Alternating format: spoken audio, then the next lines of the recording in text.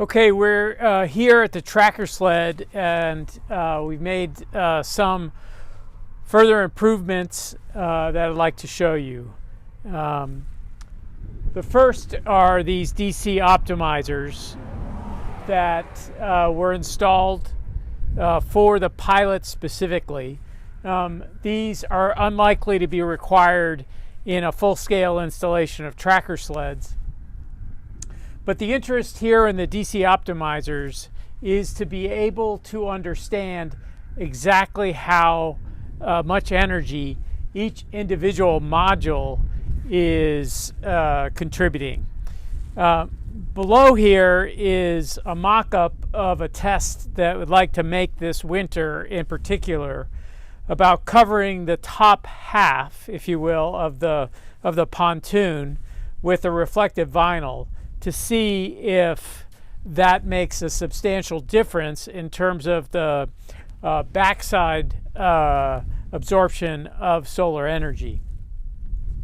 So you'll see that this section is immediately beneath one of these modules.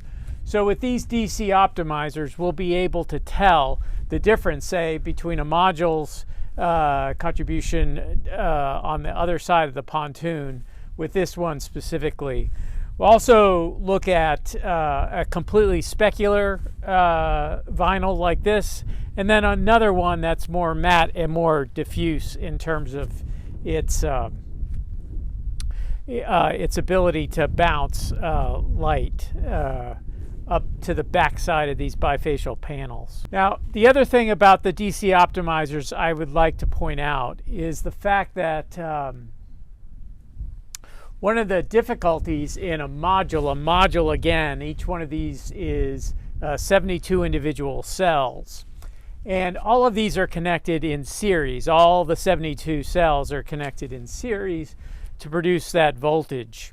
When we combine panels, sort of daisy chain them together, these 14 here, say above this pontoon, they aggregate essentially as one huge photovoltaic module, one big panel, if you will, all being strung together in series. Now, this is fine if every single cell is always seeing the same amount of sunlight.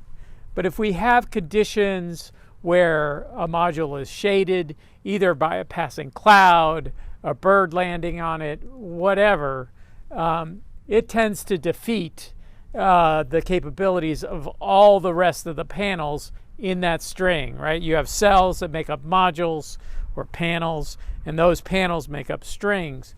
The other thing these DC optimizers do is they let each module independently function. Each one of those optimizers has within it a potted integrated circuit board that actually seeks out the maximum power point for each one of these modules. Maximum power point is always in search of, for the level of sunshine at any one instantaneous moment, what is the ideal combination of voltage and amperage or current for that module, so that if one is shaded, that will have a different maximum power point than one in full sun.